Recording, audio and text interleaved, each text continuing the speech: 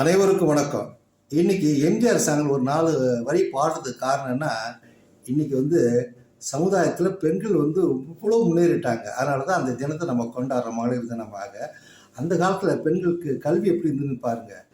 அடுப்பறிக்கும் பெண்கள் எல்லாம் அழகழகா படிக்குதப்பா, அச்சடித்த காகிதத்தை அடுக்கடுக்கா சுமக்குதப்பா. அடுப்பறிக்கும் பெண்கள் எல்லாம் அழகழகா படிக்குதப்பா, அச்சடித்த காகிதத்தை அடுக்கடுக்கா சுமக்குதப்பா. ஏட்டினிலே படிக்குதப்பா, எடுத்து சொன்னா புரியலப்பா. ஏட்டினிலே படிக்குதப்பா, எடுத்து சொன்னா புரியலப்பா. நாட்டுக்குத்தான் ராணியப்பா, அவ வீட்டுக்குத்தான் மனைவியப்பா.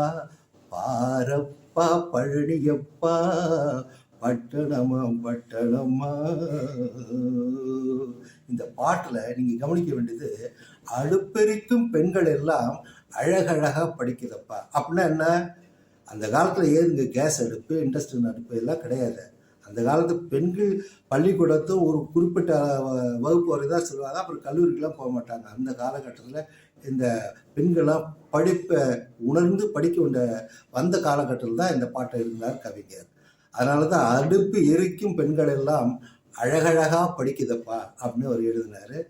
அச்சடித்த காகிதத்தை அப்படியே அடுக்கடுக்காக சொந்துட்டு போவாங்களா அந்த காலத்தில், அப்படிங்கிற வார்த்தையை அவர் பயன்படுத்தினார்.